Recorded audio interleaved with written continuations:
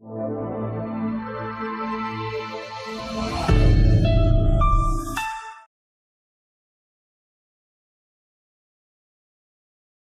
मेरे प्यारे बच्चों, कक्षा 5 में आपका बहुत बहुत स्वागत है। और आज हम कराने जा रहे हैं वाणी श्रृंखला, हमारा समाज और पर्यावरण से आपका प्रिय विषय सामाजिक ज्ञान। हेलो मेरे प्यारे बच्चों, स्वागत है आपका आपकी अपनी कक्षा में। और आज हम कराने जा रहे हैं पाठ 10 और इस पाठ का नाम है शिक्षा और ज्ञान का प्रसार। तो चलिए पाठ प्रारंभ करते हैं। अनुभव द्वारा हम बहुत सी बातें सीखते हैं। मानव सदैव अपना ज्ञान बढ़ाता रहता है। वह अपना ज्ञान अपनी आगामी पीढ़ी को देता रहता है।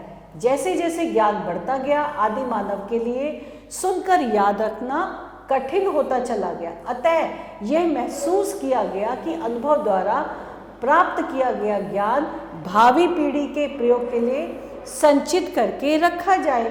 शायद यहीं से लिपि की कहानी शुरू हो गई। तो लिपि अथवा लेखन की कहानी। आदि मानव अपने प्रयोगों और अवलोकन को दर्ज नहीं कराना जानते थे। वे अपने ज्ञान को मौखिक रूप से ही अगली पीढ़ी को देते थे। उन्होंने इस उद्देश्य के लिए तकनीक को खोजने का प्रयास किया।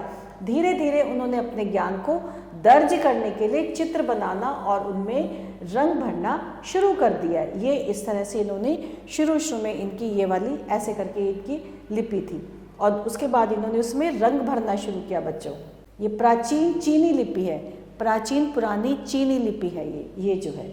और ये गुफा के चित्र है और ये चित्रात्मक लिपि है। ये भी एक लिपि है जो हम नहीं समझ सकते कि क्या लिखा हुआ है, लेकिन ये कुछ लिखा हुआ है जिसे हम बोलते हैं चित्रात्मक लिपि। और फिर सैकड़ों वर्षों बाद चित्रों ने चिन्हों और संकेतों का स्थान ले लिया। चिन्हों और संकेतों के नियमित उपयोग ने लिपि के विकास में सहायता की। मेसोपोटामिया के सुमेर निवासी पहले लोग ऐसे ही लोग थे जो लिपि से परिचित हुए। प्राचीन मिस्र में 2000 से अधिक चिन्हों का उपयोग करते थे जो चित्रात्मक लिपि कहलाती थी, जो ये है। लेकिन ये चिन्ह और संकेत पिछले कुछ वर्षों में बदल गए। आज भी चीन और जापान की लिपियां चित्रात्मक लिपि पर आधारित हैं। ये लिपियां पढ़ने लिखने और समझने में बहुत कठिन हैं। चित्रात्मक संकेतों ने बाद में अक्षरों को जन्म दिया। यूनानियों ने सबसे पहले वर्णमाला लिपियों को विकसित किया। भारत में लेखन के पुराने उदाहरण लगभग 5000 वर्ष पूर्व के सिंधु घाटी सभ्यता के अवशेषों में पाए जाते हैं।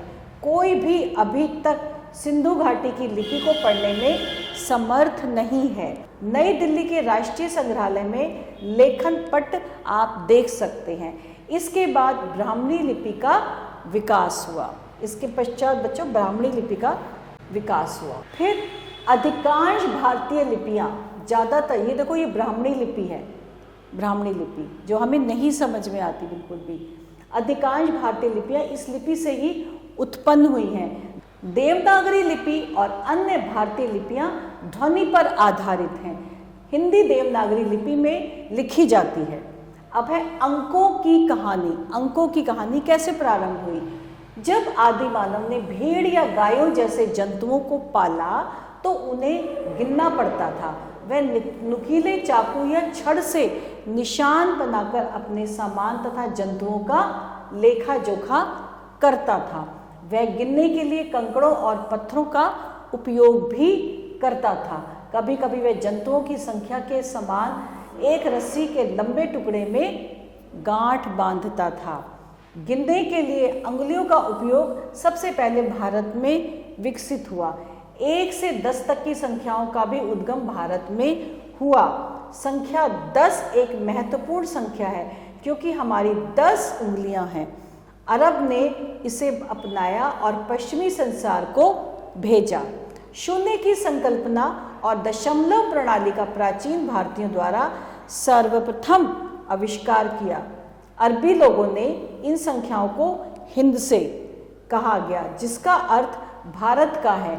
इस प्रकार आज उपयोग की जाने वाली संख्याओं की प्रणाली प्राचीन भारतीय प्रणाली पर आधारित है।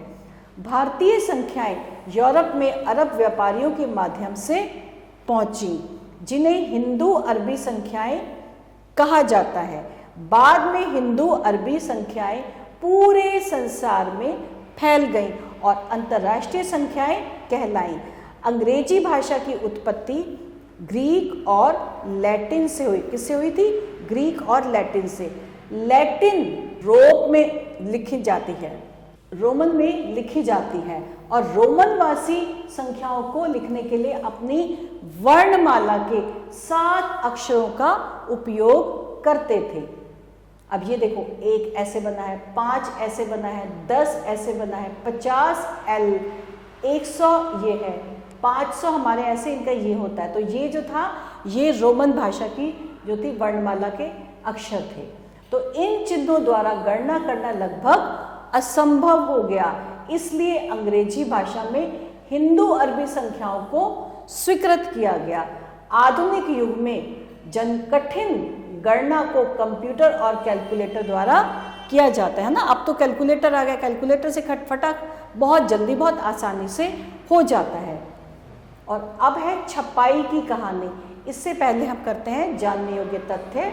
संसार में सबसे ज़्यादा प्रतिशत में मंडारिन भाषा बोली जाती है, लेकिन वह देश जिसमें बड़ी संख्या में भाषाएं तथा बोलियां हैं, वो कौन सा देश है? वो हमारा अपना देश है, भारत, जहाँ पे सबसे ज़्यादा भाषाएं हैं और सबसे ज़्यादा बोलियां बोली जाती हैं।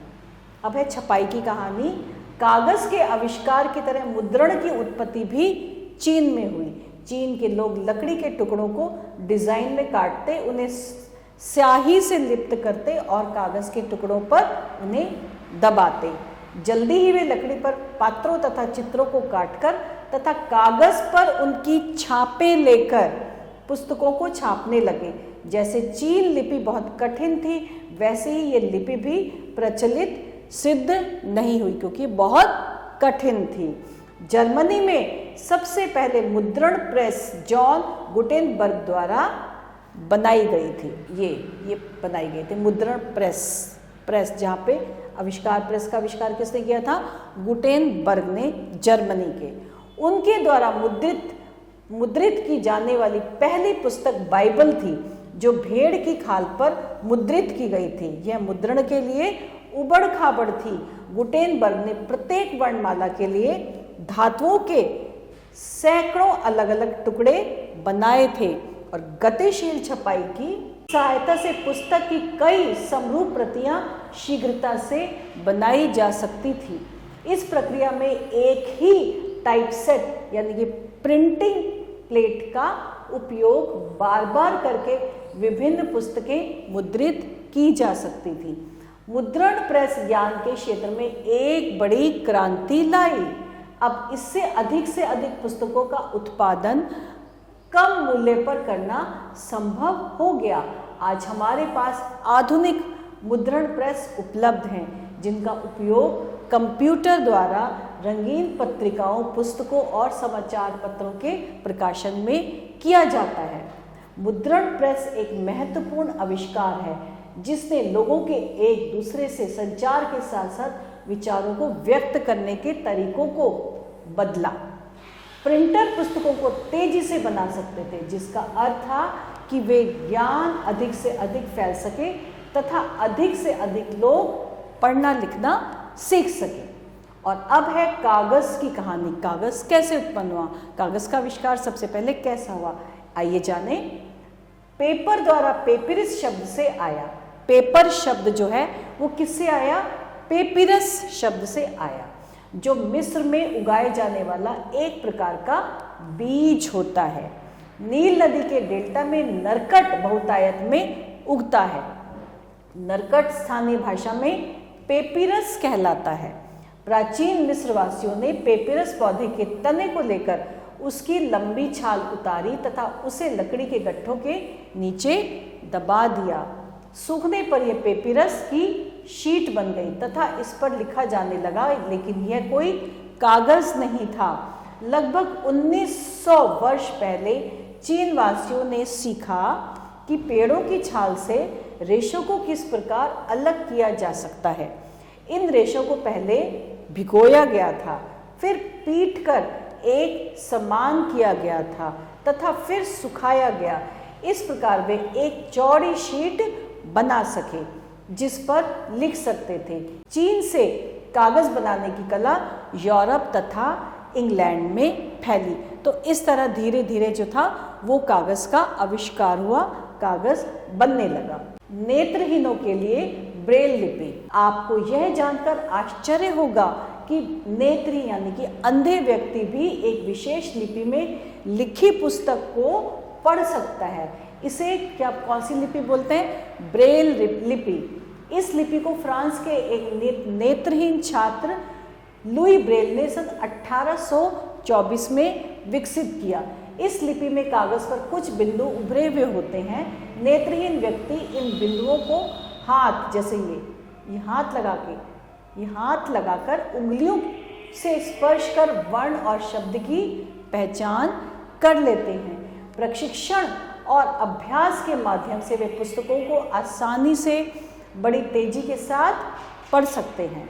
आजकल नेत्रहीनों को शिक्षित करने के लिए एक अन्य विधि विकसित की गई है जिसे बोलती हुई पुस्तक कहा जाता है। किसी पुस्तक की ऑडियो रिकॉर्डिंग को सुनकर नेत्रहीन व्यक्ति क्या कर सकते हैं? शिक्षा प्राप्त कर सकते हैं। ये ऑडियो रिकॉर्डिंग ही बोलती हुई पुस्तक कहलाती है।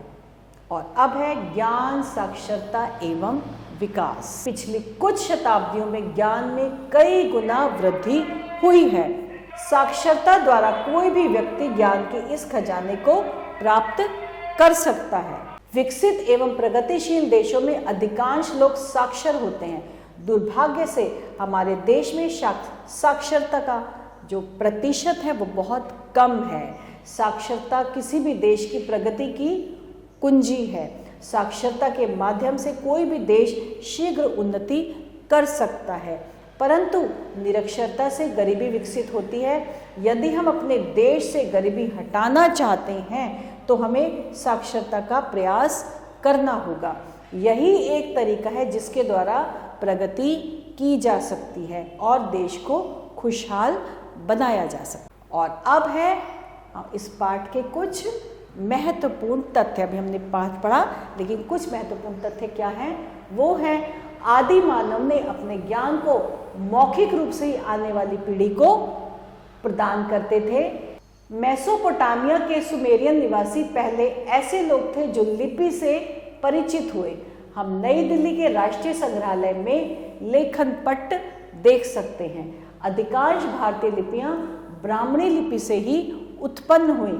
संख्या 10 एक महत्वपूर्ण संख्या है क्योंकि हमारी 10 उंगलियां हैं। अरबी लोगों ने इन संख्याओं को हिंद से कहा, जिसका अर्थ भारत का है। कागज के आविष्कार की तरह मुद्रण की उत्पत्ति भी चीन में हुई। मुद्रण प्रेस ज्ञान के क्षेत्र में एक बड़ी क्रांति लाई। ब्रेल प्रणाली एक विधि है जो दृष्टिहीन लोगों के पढ़ने लिखने के लिए व्यापक रूप से उपयोग की जाती है। दृष्टिहीन व्यक्ति अपनी उंगलियों की सहायता से इन बिंदुओं को आसानी से महसूस कर सकता है। और अब हम अभ्यास करेंगे जिसमें है सही विकल्प पर हमें सही का निशान लगाना है और अन्य लिपियां ध्वनि पर आधारित है। कौन सी? देवनागरी, ब्राह्मणी, अरबी या फारसी। अन्य लिपियां ध्वनि पर आधारित है, वो हैं देवनागरी लिपि और अन्य लिपियां ध्वनि पर आधारित है। फिर अरबी लोगों ने इन संख्याओं को हिंद से कहा, जिसका अर्थ क्या था?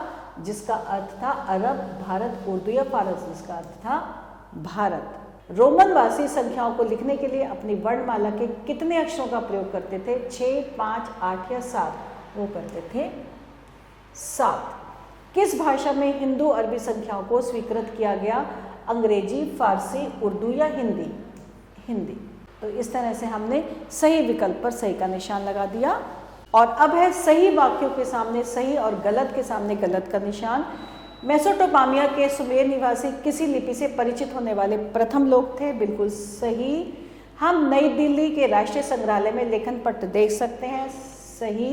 नील नदी के डेल्टा में नरकट बहुतायत में उगता है। सही। कागज के आविष्कार की तरह मुद्रण की उत्पत्ति भी अमेरिका में हुई। जी नहीं, गलत। ब्रेल लिपि को फ्रांस के एक नेत्रहीन छात्र लुई ब्रेल ने सन 1824 में विकसित किया सही। तो इस तरह हमने सही और गलत के सामने गलत के निशान लगा दिए। और अब है सही मिलान कीजिए, जो मैंने कर दिए हैं। अब मैं आपको बताती हूँ चित्रात्मक लिपि। चित्रात्मक लिपि का सबसे पहले मिलान जो होगा, चित्रात्मक लिपि मिस्र से प्रारंभ हुई थी, तो हमने चित्रात्मक लिपि को मिस्र से मिला दिया है। फिर है ब्राह्मणी लिपि। ब्राह्मणी लिपि भारत। कागज का उत्पादन सबसे पहले चीन ने किया था, और प्रथम मुद्रण प्रेस जो है वो सबसे पहले आविष्कार हुआ था जर्मनी में, जैसा कि हमने पाठ में पढ़ा। और आखिरी में है लेखन प्रणाली। लेखन प्रणाली का मिलान हमने किया मेसोपोटामिया से। तो इस तरह से हमने इसका सही मिलान कर दिया। और इसके पश्चात है रिक्त स्थानों की पूर्ति। रिक्त स्थानों की पूर्ति करनी है। रिक्त स्थानों की पूर्ति, मानव हमेशा अपना क्या बढ़ाता रहता है? मानव हमेशा अपना ज्ञान बढ़ाता रहता है। कौन अपने प्रयोगों? आदि मानव अपने प्रयोगों और को दर्ज नहीं कराना चाहते थे। किसको? और अवलोकन को दर्ज नहीं कराना चाहते थे। चित्रात्मक संकेतों ने बाद में किसको जन्म दिया? अक्षरों को जन्म दिया। अंग्रेजी भाषा की उत्पत्ति ग्रीक व लैटिन भाषा से हुई। नरकट स्थानीय भाषा में क्या कहलाता है? जैसा कि हमने पढ़ा, पैपिरस कहलाता है। प्रेस ज्ञान में एक बड़ी क्रांति लाई। क्या? कौन? मुद्रण प्रेस ज्ञान के क्षेत्र में एक बड़ी क्रांति लाई। तो इस तरह से हमने इन रिक्त स्थानों को पूर्ण कर दिया। और इसके पश्चात हैं प्रश्नों के उत्तर। बच्चों, इन प्रश्नों के उत्तर आपको स्वयं देने होंगे। और इसके साथ ही हमारा ये आज का पाठ समाप्त हुआ। और इसके साथ ही हमारा आज का ये पाठ यही समाप्त होता है। आभार।